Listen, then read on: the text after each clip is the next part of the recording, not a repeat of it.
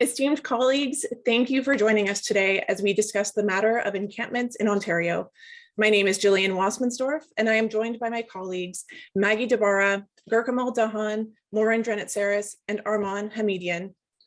We acknowledge that our team is located in the area known as Takaronto, which is the traditional territory of many nations and is now home to many diverse First Nations, Inuit, and Métis peoples. Sur ces terres de traité, nous avons la responsabilité d'honorer et de respecter les 4 directions, la terre, les eaux, les plantes, les animaux, les ancêtres qui y marchaient avant nous et tous les éléments merveilleux de la création qui existent. Nous tenons à remercier la Première Nation des Mississaugas of the Credit du partage de leur territoire traditionnel avec nous. Next slide. Given the nuanced nature of the challenges that encampments pose, we will use 3 defining terms throughout this presentation: unhoused, encampment resident, and homelessness, to center the perspectives of those who do not have housing, who are living in emergency shelters or in transitional housing, who choose to sleep outdoors, or who are at risk of losing their permanent housing, while highlighting the urgency of this larger national issue. Next slide. Sarah lives in downtown Toronto's Moss Park encampment. In 2019, Sarah fled domestic violence and was offered an unsafe and uninhabitable temporary accommodation in Toronto's housing system. She moved to the encampment as it was the safest option for her at the time. But Sarah has found it difficult to seek additional support outside of the park out of fear of her few belongings and valuables being stolen. Steve has been living in Sudbury's Memorial Park encampment since he was laid off from his restaurant job at the onset of the COVID-19 pandemic. Despite the difficult circumstances, Steve has enjoyed the sense of community he found in the encampment and appreciates the support he receives from outreach workers helping him to navigate his next steps. Steve wants to start looking for work again, but worries that his lack of access to shower and washroom facilities, together with the stigma of living outside, will limit his employment opportunities. Leo is a Métis man who lives in the encampment in J.C. Beamer Park in Hamilton. Leo's mental health has declined because of constant evictions and criminalization of encampments, yet another pattern of colonial violence and displacement he has known throughout his life. Recently, Leo was forced to leave his home due to fires in the park and was offered a motel room by a local Indigenous organization. This was the first time Leo had encountered any Indigenous-led support, and he feels hopeful that the city will adopt more culturally relevant practices to support him. Next slide. Tensions between encampment residents, housed neighbors, and police are at an all-time high. Encampment residents are at risk due to safety concerns, threat of eviction, and the perception that encampments are not real homes. Ontario does not have a workable solution to meet the challenges that encampments pose. The province lacks an understanding of the personal circumstances of encampment residents due to inadequate data collection processes. But we can shift this narrative. Next slide. There are 3 outcomes we aim to achieve as Ontario takes urgent action to meet these challenges. Encampments and neighborhoods will be stabilized, safe, and sanitary for all. Encampment residents will feel connected, empowered, and secure where they are living. And data on encampments will be timely and accessible. These outcomes will allow us to enhance existing systems while looking ahead at a national approach to this matter, and will also offer Ontario's municipalities the flexibility to improve their support for unhoused residents. Next slide.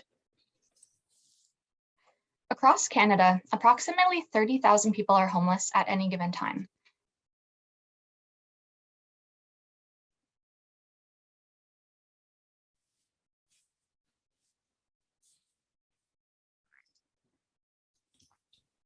Our province contributes about $2.8 billion. Encampments pose a number of health and safety risks, including overdoses and illness for encampment residents.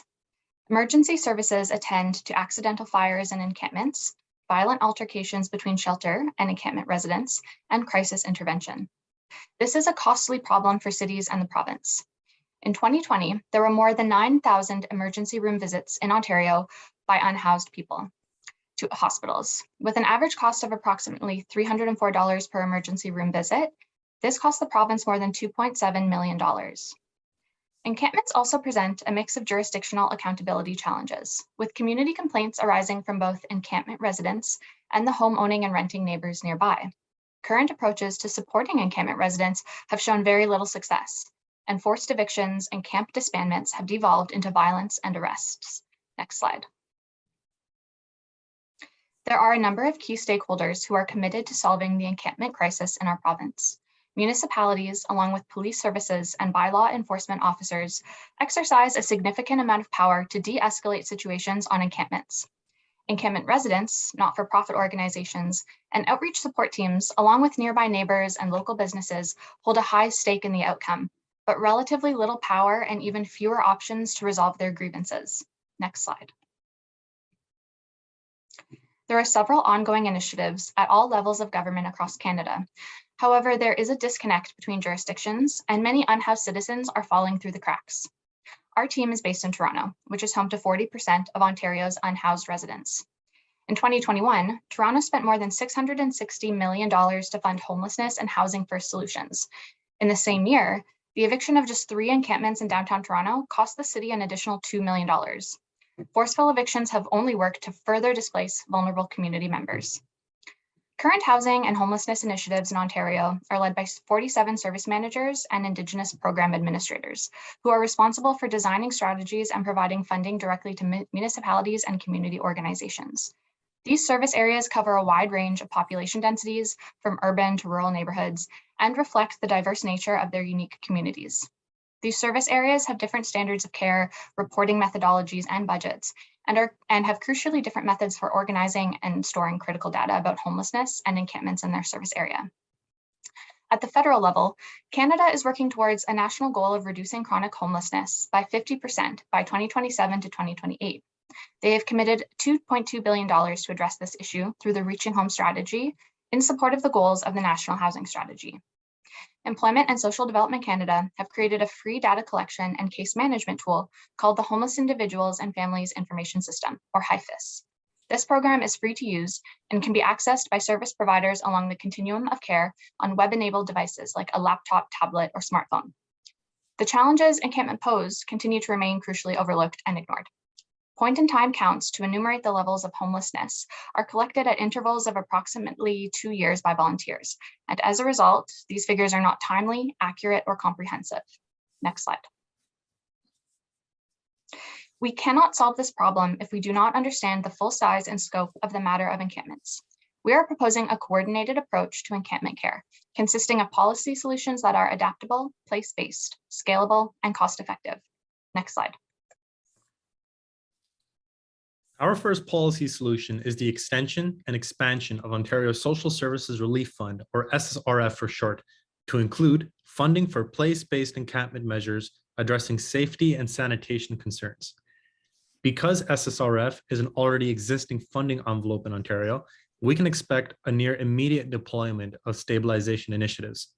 This policy solution recognizes initiatives proven to be effective in municipalities across North America facing a range of seasonal conditions. SSRF allocations are to be delivered in 2 phases. Phase 1 will assist municipalities, not-for-profit organizations, service managers, and Indigenous program administrators in delivering urgent supports for encampment stabilization. Supports under this phase could include fire safety equipment as used in Winnipeg, naloxone overdose prevention kits as used in Barrie, culturally sensitive support teams and outreach staff as seen in Hamilton, and portable washrooms as used in Vancouver. These services can be tailored to the unique needs of local communities. Phase 2 of the SSRF expansion will deploy supports intended to improve mobility and security for residents. Supports under Phase 2 could include mobile shower and laundry units as seen in Los Angeles, as well as community lockers, fixed addresses, and mailboxes for unhoused residents. Community lockers and mailboxes have been successfully piloted in Ajax and Oshawa, connecting unhoused residents to banking services and government supports. The federal government has supported the provincial government through increased transfers allocated to fund social services relief, and the federal government can continue to assist our province and municipalities as we extend and expand the SSRF to support encampments and neighboring communities in the cold winter months. Next slide. Using SSRF funding, the City of Toronto could install storage lockers with mail slots near Moss Park in downtown Toronto. This would allow for someone like Sarah, whose greatest concern is her safety and security, to store her belongings without worry. The initiative also provides her with a fixed address for job applications and government benefits while she waits to be matched with supportive housing from the city. SSRF funding could allow for mobile showers and laundry units to be deployed for encampment residents in Sudbury's Memorial Park too. Steve has noticed a few help wanted signs on doors in the downtown core, and Steve would feel empowered to take steps towards gainful employment if he could look and feel more like himself. Next slide.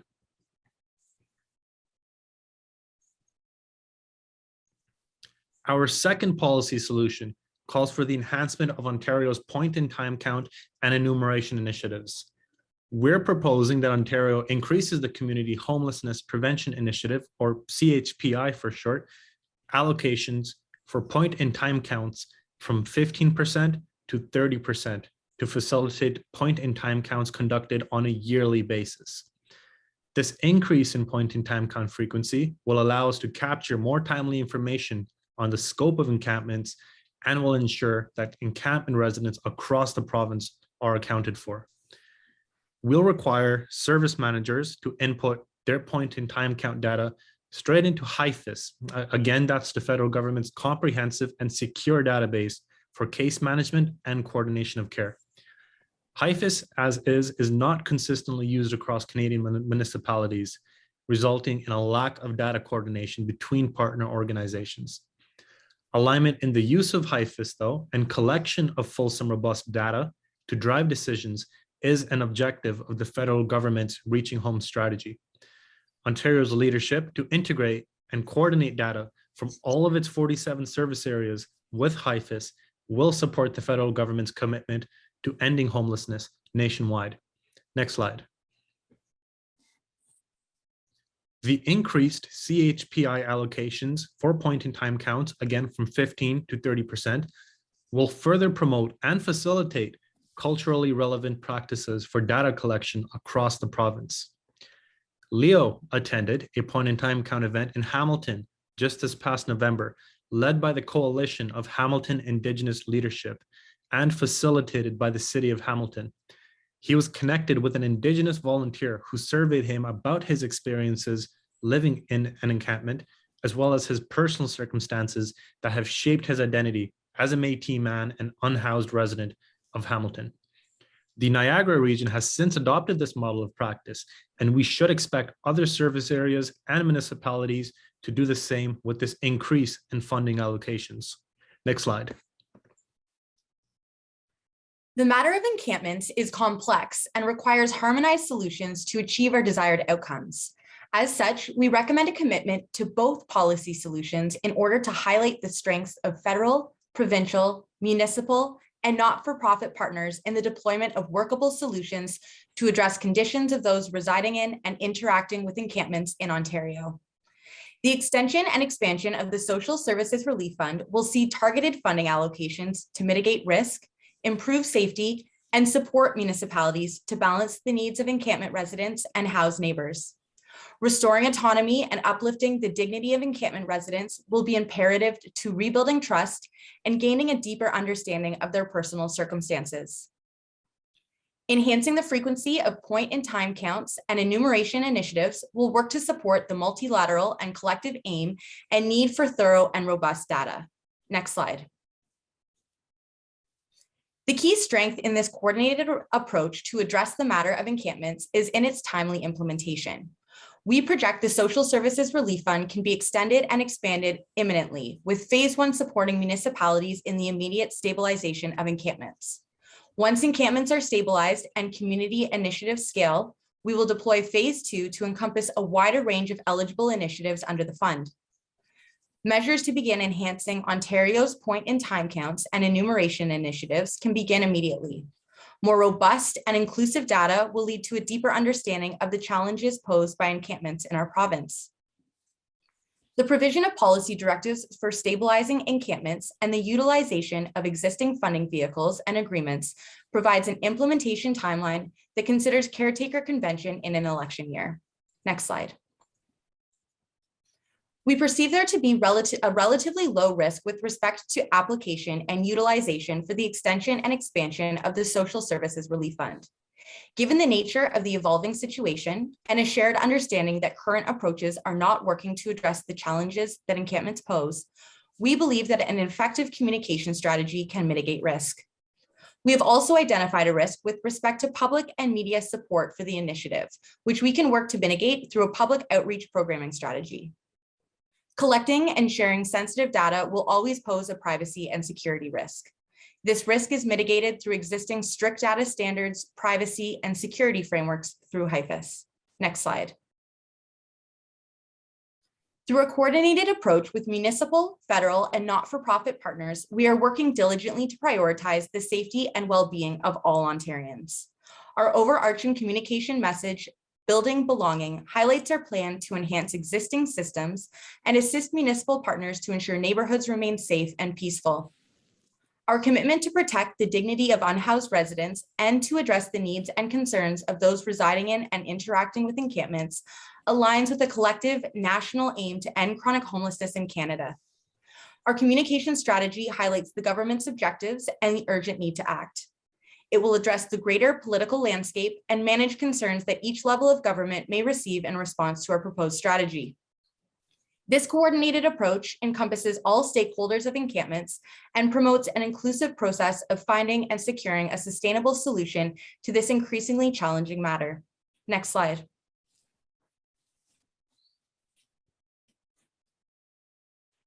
Given that HIFIS is a national hub for data and case management under the Reaching Home strategy, an Ontario commitment to contribute crucial data on the full state of homelessness in our province to HIFIS demonstrates our leadership as a government.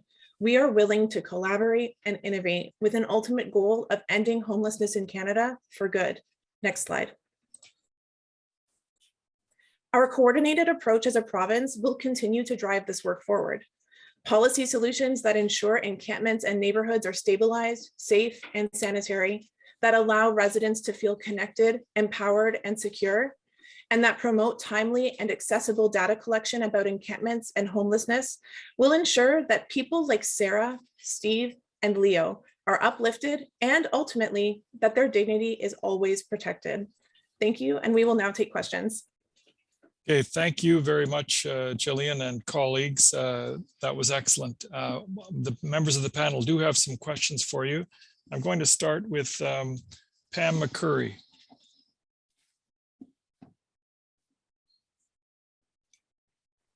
Hello, everyone, and thank you very much for your presentation.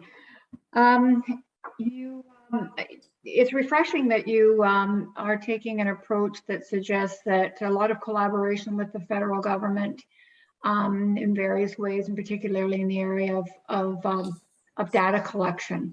And you're talking about leveraging existing programs. But can you, in your discussions with the federal government or in discussions that we would have with the federal government, can you articulate kind of what their primary interests would be and primary incentives would be for working with us? There's the alignment and policy objectives, but beyond that, are there any reasons why the federal government would want to make a larger contribution, for example, to this work? Legal reasons, other reasons? Absolutely. If we could please turn to slide 33. Thank you very much. As we can see here, this is a map of the designated communities across Canada who have already taken HIFIS into account. You can see by the purple dots, these are designated communities that have already implemented HIFIS in their jurisdiction. Aside from the need for national data at the federal level to get a better capture of homelessness and encampments across Canada, it's really an opportunity for Ontario to take advantage of a platform that's already existing. Several municipalities in our province have spent money on developing their own data collection systems, and it would be better for us as a province as a whole to take advantage of a system that's already available and cost effective. Thank you. Okay, let me turn now to Alan Northcott. Alan. Thank you, team, for a really interesting presentation. My question is about the communities around encampments, about residents and about small business owners. And I guess I would put it in a pointed way and say, are you satisfied that, if it's possible to make encampments that are stabilized, safe, and sanitary, that will answer all of the concerns of the local residents and small businesses around the encampments? That's definitely a very valid question. And when we understand the concerns of housed neighbors around encampments, we see that the greatest issue is that there's a concern that municipalities and local organizations, as well as the police, are just taking on de-escalation strategies that are not actually sustainable solutions. So the lack of municipal action is really where everything is stemming from. So if as a province, we are able to financially and structurally support municipalities and not-for-profit organizations to deploy these supports, we're going to see a long-term effect of satisfied neighborhoods around encampments, because we are actually looking at immediate solutions that will actually be sustainable, rather than rapid de-escalation that won't actually have any sort of long-term benefit. So just before I go to Susie McDonald, let me just follow up quickly on Alan's question. Before I go to Trina, are you saying, though, that the encampments under your proposal would be essentially made permanent, and that the challenge is to make them acceptable to the neighborhood? Thank you. I could take that. No, the understanding is that encampments are not going away immediately, but they are transitory as the longer term initiatives are implemented, like the National Housing Strategy and the Reaching Home Collective. But again, the intent with this is simply to stabilize them. Evictions do not work. It does not invisibilize the homeless. It simply pushes them elsewhere into another encampment. Okay, thank you very much. Sorry, now over to Trina Fraser, and then we'll go down to others. So Trina. I think Alan did it again and stole a question that I composed in my head. I just want to say thank you for your presentation, and the fact that you shared showing the resources that could be presented. For example, the showers, the storage, and the mailboxes. My question is similar to what Alan asked, but coming from a place of community, how do you see encampment residents and nearby neighbors working together for a better society among each of them, considering this is a for the time being process? How do you see them coming together in a sense? Thank you so much for your question. If we could go back to slide 17, that would be amazing, so that I can refer to our communication strategy. We see a heavy presence of not-for-profit organizations, encampment support networks, and neighborhood residents on social media actively engaging in conversation about encampments. And I think that if the province leverages the fact that this is a conversation that is happening among residents and organizations online, then this would be an amazing step forward in order to ensure that we are communicating with each other. We are drawing parallels between what we want in the long term, and that is to end homelessness. Okay, thank you. A good, concise answer. Move to Susie McDonald and then Janet Golding. Susie. Yeah, thanks very much for the presentation. And you talked about the fact that using a single data collection system will allow you to more appropriately allocate resources, and you talked about culturally appropriate ways of collecting that data. But I'd be interested in bringing that step further about what you think you'll be able to achieve with better data in terms of the not-for-profit system that's helping to coordinate. Thank you so much for your question. We simply right now do not have an accurate picture of the state of homelessness and those who are living in encampments in Ontario. Point-in-time counts, which take place about every 2 years through volunteers, frequently do not capture everyone who is living in an encampment or who is unhoused at that time. Data that we collect from our service managers through municipal shelters really only capture the data of people who are using the municipal shelter system. In addition, several shelters and community outreach partners across our 47 service areas are using different methods of collection. Our idea is that we transition towards one system, and having a better capture of the data across Ontario will allow us to better allocate resources to the people who need them most and make those prioritizations and cut excessive costs where they could be better spent. This is going to help us transition people on a pathway to permanent housing in a more efficient and cost-effective manner. Thank you. Okay, thank you, Maggie. I'll turn now to Janet Golding. Great, thanks very much, and thanks to the Tiger team for your presentation. I wondered if you could just encapsulate for me in a sentence or two. Think that we need to brief the Premier, and what's the sort of bottom line for him? So if you could, in just a sentence or two, sort of tell me what the key takeaway here is on the issue and the key takeaway on your solution. The key takeaway on the issue is that we don't have a full understanding of this situation. We can't address the situation immediately for lasting solutions if we don't have an idea of what we're truly dealing with. So moving forward, we not only need to immediately stabilize the safety risks and remove the risks from encampment sites, but we also need to understand the situation on a greater level so that we can move ahead towards our province's goals and Canada's goals as well. Okay, Gillian, thank you. You're okay with that? Okay, let's go finally to James Hughes. James. Thanks, team. So I've just heard the language of, end homelessness and other aspirational types of language. It's terrific. But I'm afraid I'm looking at the solutions that are being proposed. They're really more in the, if you will, the box of managing homelessness as opposed to solving it. And I'm just wondering, the housing opportunities that may be available.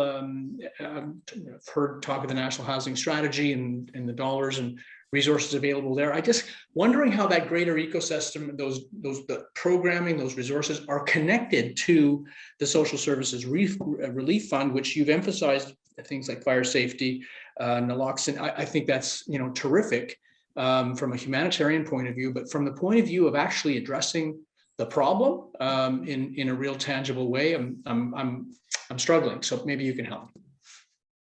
Yes, I'd be glad to answer that. Thank you. So as we mentioned, these are immediate to medium-term strategies, if you will, that will help us save lives and help to stabilize the encampments, because that is absolutely what is required now.